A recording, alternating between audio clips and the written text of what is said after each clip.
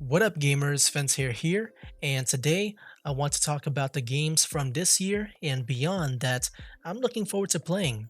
Pretty much, this will be an update to my 100th video that I made around a month ago, where I talk about what games I'll be playing on this channel, because more games were announced last month, and because of that, I do want to make some changes. So to start, let's talk about the games that came out and I've played so far, which isn't a lot and also not the biggest or popular, but I at least want to continue in a small way. I'll also keep things short on the following three games because I've already covered them a lot on my channel. So the first two main games I played this year is MechWarrior 5 Mercenaries and Super Mecha Champions. They're not new games, but both of them had re-releases on Steam, and to me, they've been treating them like they're new games, and for me it's been a lot of fun. As for MechWarrior, I finished my career mode let's play of it a few days ago, and I really enjoyed it. You play as the leader of a mech mercenary company, and because I played the career mode specifically, it was like more of my own story instead of a linear one that I gotta follow, and that's a huge bonus for me. And I plan to resume the let's play of it sometime next year, as well as Battletech, but MechWarrior takes priority because I prefer MechWarrior's gameplay over Battletech.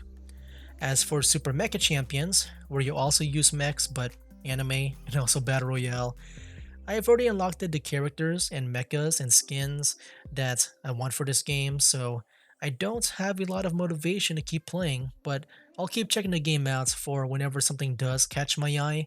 Like recently, they have a Kizuna Eye crossover event, who is one of the first, if not the first, VTuber to popularize VTubing, and I want to check that out. But other than that, we'll see if the upcoming content interests me or not. But yeah, I might be on and off with this game in the future.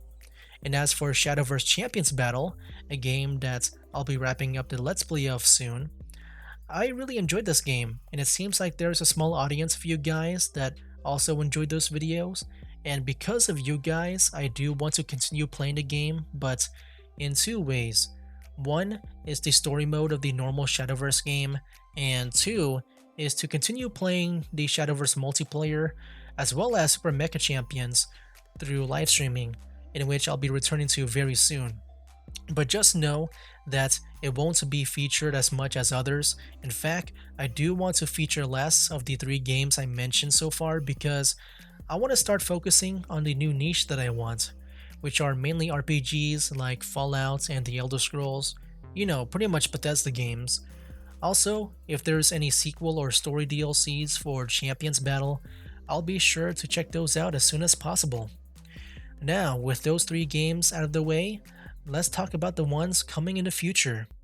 As of the past month, I started my Fallout 76 Let's Play, and which the next month, there's going to be a lot more of, so that I can try to catch up.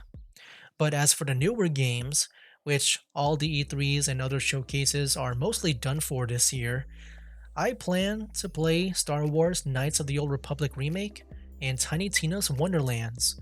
Because of this, I will be playing Borderlands 3 and the original Knights of the Old Republic on this channel.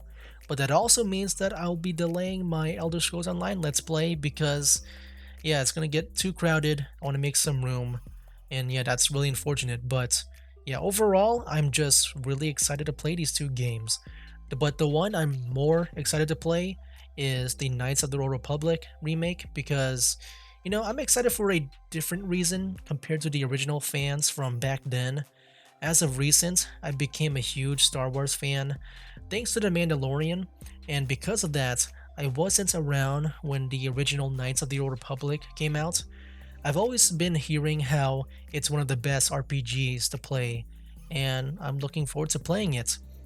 From what little I've seen, the setting looks really cool, like more vibroblades and more varied lightsabers.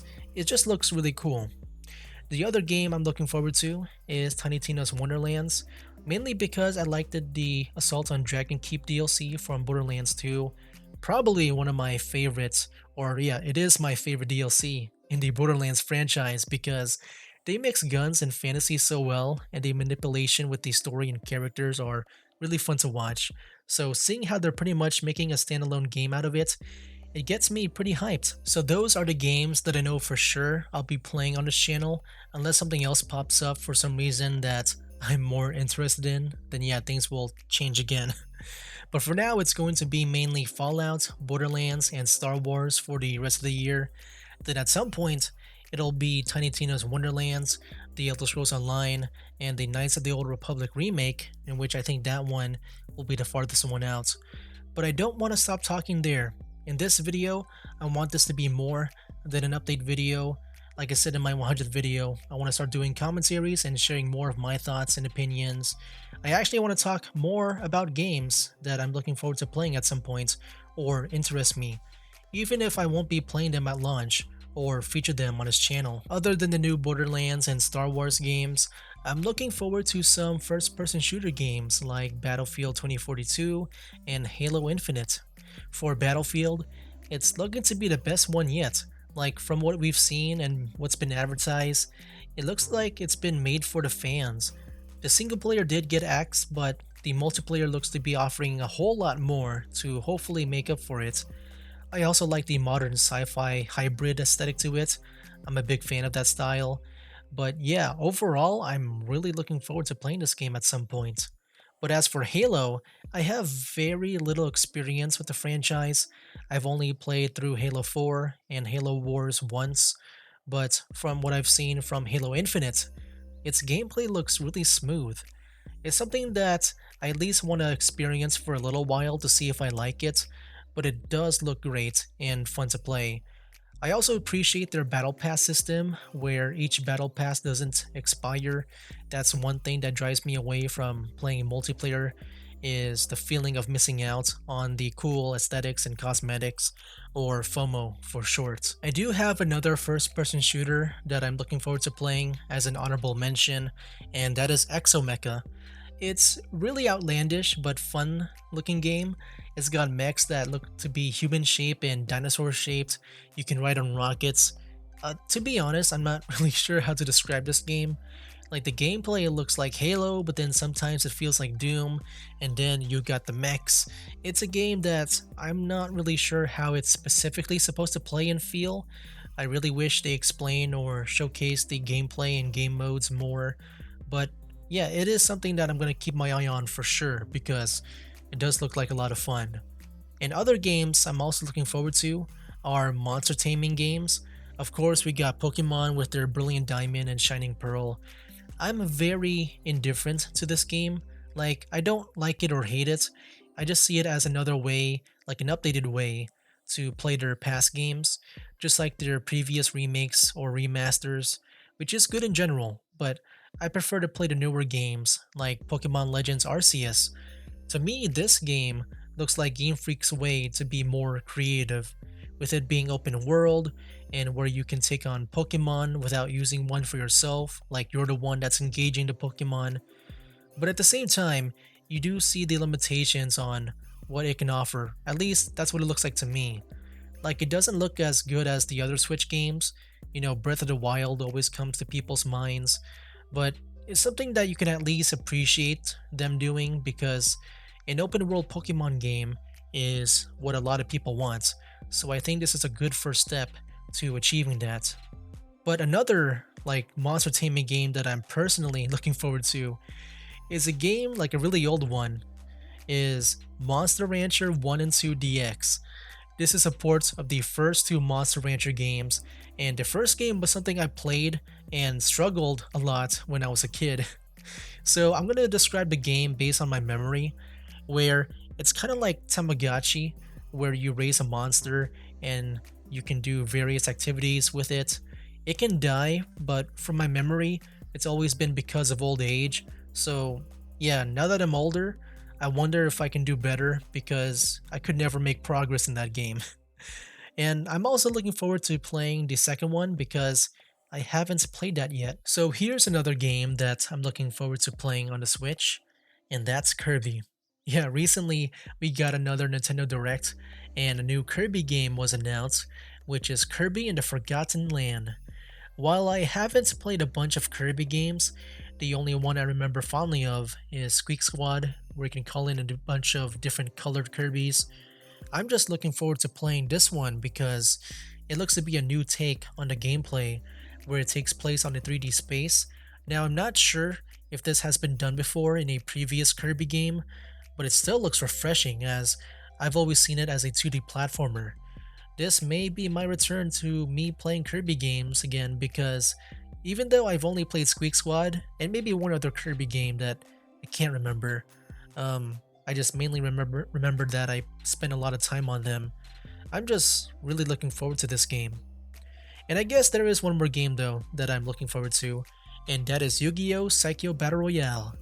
I'm excited for the same reason with Shadowverse Champions Battle, where it's a card battler with exploration. I've always been wanting games like that ever since I played the first three Yu-Gi-Oh! Tag Force games, so I'm looking forward to this one in that regard. I'm not too familiar with the Yu-Gi-Oh! 7's anime.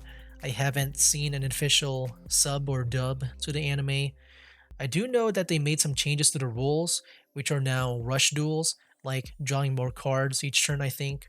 But yeah, I don't have much knowledge on it.